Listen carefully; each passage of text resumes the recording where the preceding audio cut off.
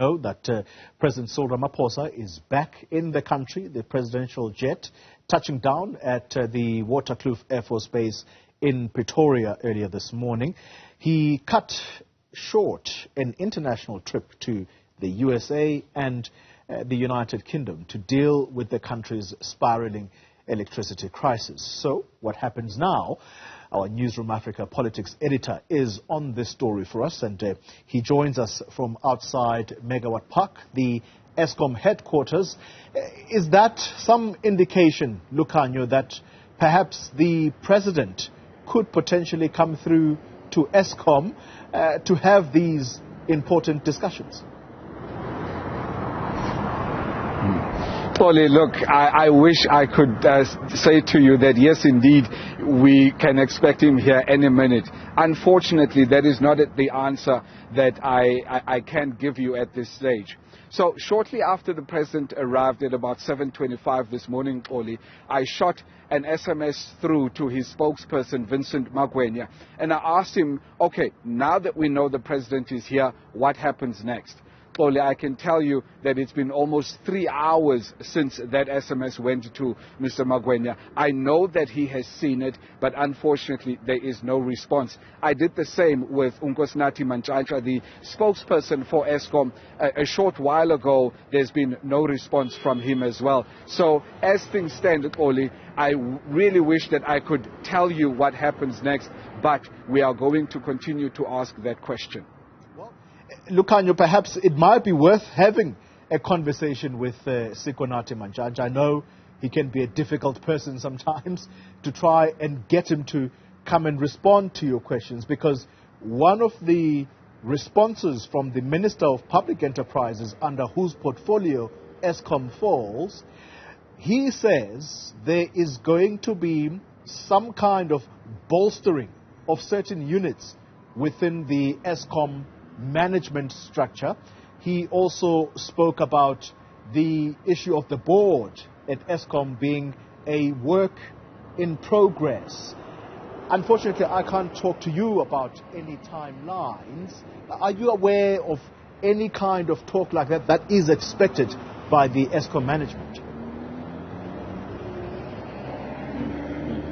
Oli, like, as I was explaining, we had tried to get hold of Nkosinathi Mantshantsha to say to him, we are outside the gates.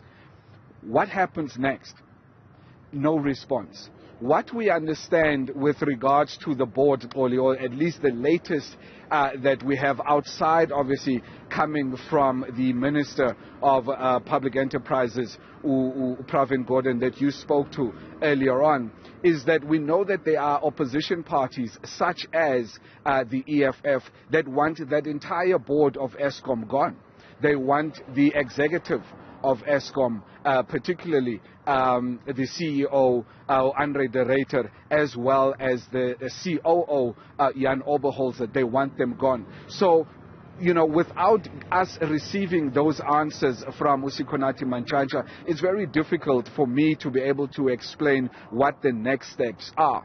Remember, Oli, we as the media, we are representatives of the South Africans at large. People who don't necessarily have got the opportunity to ask those questions directly to a Vincent Magwenya or a Nkosinathi Mantshantsha. So when they ignore us, they're not necessarily ignoring me as a Lukhanyo Calata or Newzroom Afrika. They are in fact ignoring the millions of viewers that rely on Newzroom Afrika to give them answers to that very pertinent question as to, now that the president is back in the country, what happens next with regarding this issue of load shedding?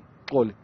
Let's conclude the conversation then, Lukhanyo, with perhaps a reflection, a quick reflection on the president's letter, that famous newsletter that he issues every Monday, this time around coming early on Tuesday, just as he touched down at Waterkloof, and the president sounding every bit the confident man that the reason we have seen foreign direct investment into South Africa is testament to the fact that he says South Africa continues to be an investment or a trusted investment destination for the many companies that are investing in this country. In fact, he mentioned a whole list of countries where investors are pumping money into the South African economy. So it does appear that, yes, Eskom may be on its knees, but it's not a deterrent to investment.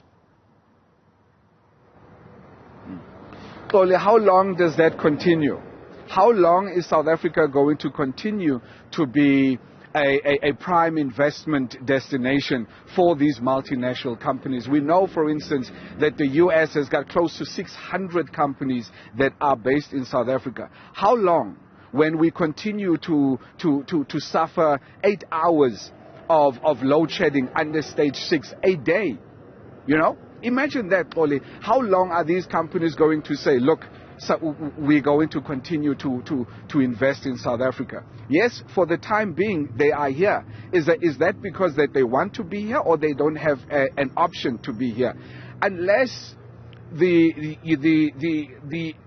Eskom and the Department of Public Enterprises, the Department of Energy, unless they start getting this company that is headquartered here behind me functioning properly, Oli, we are going to lose those companies. They will go to countries where they are guaranteed to have electricity for 8 hours a day for them to continue to be productive. Remember, these are companies that are driven by the bottom line. And if South Africa can no longer service that bottom line by providing them the tools they need to make money, then they're going to go somewhere else. So unless the president's optimism is matched by an electricity grid that functions, when you switch on the light, it actually switches on.